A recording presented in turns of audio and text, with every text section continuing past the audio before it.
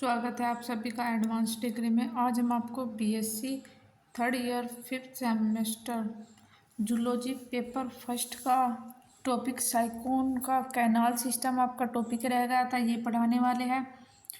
आपके 2 ही लेक्चर बचे हैं, उसके बाद में आपकी ये यूनिट कंप्लीट हो जाएगी। उसके बाद में हम सेकेंड यूनिट स्टार्ट कर देंगे। तो चलिए देखते हैं कि साइक्लोन का कैनाल सिस्टम क्या होता है, जिसे हिंदी में कैनाल प्रणाली भी बोला जाता है।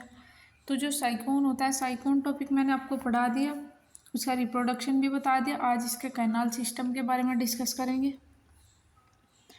तो जिसके साइक्लोन या साइफा भी कहा जाता है, ये एक समुद्री स्पंज है। स्पंज शेप होती है, समुद्र में रहता है, जो कि पोरिफेरस संघ में आता है। तो कौन से संघ में आता है, ये जो आपको जरूर लिख कर आना होगा। इसमें साइकोन्ड्रिया प्रकार के कैनाल प्रणाली पाई जाती है, जो कि एस्कोनोइड से अधिक विकसित होती है और ये कॉम्प्लेक्स होती है, यानी कि ये जटिल होती है और जो जल में प्रवेश करते हैं। जो ये कैनाल होता है, ये वाटर होता है। ये क्या कहता है, ये प्रणाली जो होती है ये वाटर में होती है और जो नेट पोषण होता है गैस विनिमय होता है, अपशिष्ट निकासी में सहायक होता है। जो कैनाल सिस्टम होता है, इसका काम क्या क्या होता है, इसका गैस का एक्सचेंज करना, फूड का ट्रांसपोर्ट का काम करना और पोषण का काम करना, ये सभी काम इसी का होता है। अब देखते हैं, थोड़ी स्ट्रक्चर के बारे में बात करते हैं। जो साइक्लोन की स्ट्रक्चर होती है, वो साइक्लोन की दीवारें मोटी होती है, यानी कि जो साइक्लोन को अभी आपको दिखाएंगे कुछ इस टाइप की पाई जाती है। तो जो ये दीवार होती है ना साइक्लोन की, ये क्या होती है, ये थिक होती है और मोटी होती है। इसमें उभरी हुई नलिकाएं होती है। तो देखिए, ये उभरी हुई यानी कि ऊपर की ओर नलिकाएं होती है। इन नलिकाओं की बनावट में कारण शरीर में दीवार में बहुत सारी छोटी छोटी गुहाएं होती है। तो देखिए, इसकी कुछ इस टाइप की स्ट्रक्चर पाई जाएगी,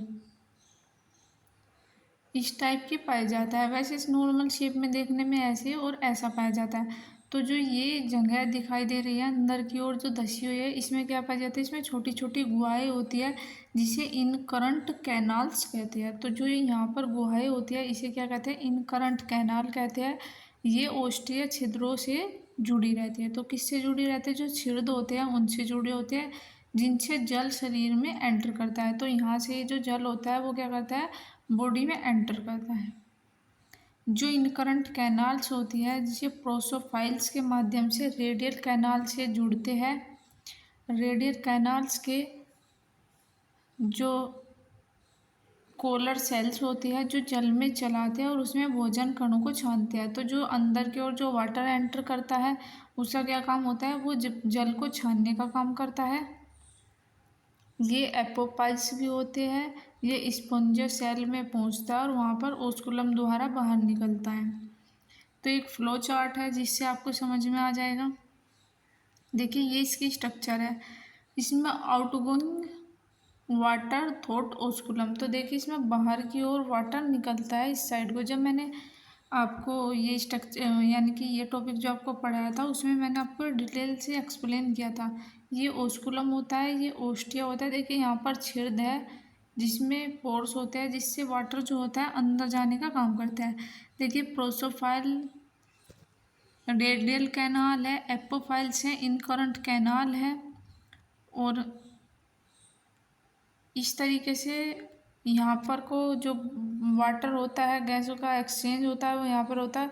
और जो बाहर को होता है, एक्सक्रीटरी सिस्टम जो होता है, वेस्टेज होता है, वो बाहर की ओर निकलता है। जो कैनाल सिस्टम के जो कार्य है, वो जल का संचयन, भोजन का छानबीन, गैसों का आदान प्रदान, अपशिष्ट निष्कासन होता है।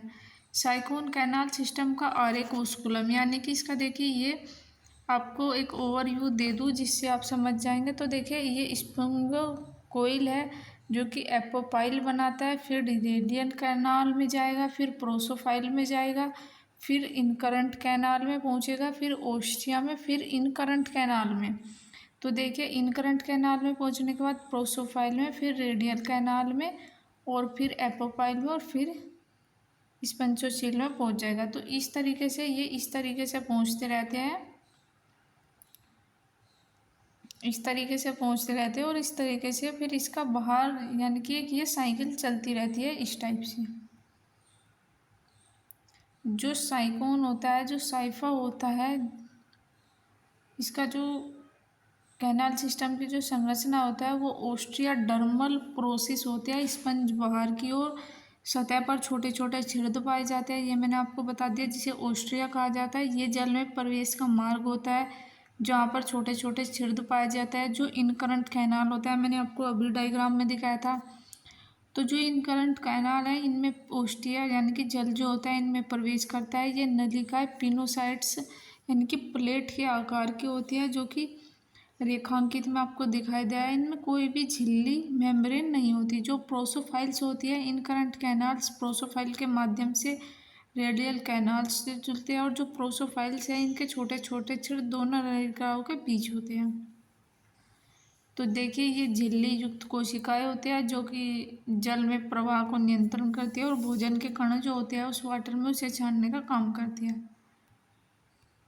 उसी तरीके से इनमें पिनोसाइटोसिस द्वारा रेखांकित होता है जो जल का संचयन करती है। ओस्कुलम स्पंगोस कोल होता है जो जल में बाहर निकालने का ओस्कोम का उपयोग होता है, और यह स्पंज के शीर्ष होता है। अब जल का प्रवाह, तो देखिए ये इम्पोर्टेंट है। जो मैंने इससे प्रीवियस लेक्चर आपको पढ़ाया था इसका, उसमें मैंने आपको डिटेल से सब कुछ एक्सप्लेन किया था। इस वजह से हम थोड़ा 5% आपको यहाँ पर नहीं कर रहे, वैसे आपको पूरा कर रहे हैं। ये 7.5 नंबर में आपका क्वेश्चन आ सकता है कि कैनाल सिस्टम बताइए। तो ओस्टिया में, फिर इनकरंट कैनाल में, फिर प्रोसोफाइल में, फिर रेडियल कैनाल्स में, फिर एपोपाइल्स में, फिर स्पंजोकोइल में, फिर ओस्कुलम में, फिर बाहर की ओर निकल जाता है। तो ये वाटर के प्रवाह होने की प्रोसेस होती है। अब देखता है कैनाल सिस्टम के कार्य। तो जल का संचयन, जल का प्रवाह के माध्यम से पोषण तत्वों की आपूर्ति और अपशिष्ट का निष्कासन होता है। भोजन की छानबीन करता है और सूक्ष्म कणों को छानने का काम करता है। जो गैसों का एक्सचेंज होती है यानी कि आदान प्रदान होती है जल के माध्यम से, ऑक्सीजन का अवशोषण और कार्बन डाई का निष्कासन। इसमें जो प्रजनन होता है, कुछ स्पंजों में जल प्रवाह प्रजनन कोशिकाओं के वितरण में सहायक करता है। अब इसके बस कार्य देख लेते हैं, उसके बाद आपका ये जो टॉपिक है ये कंप्लीट हो गया।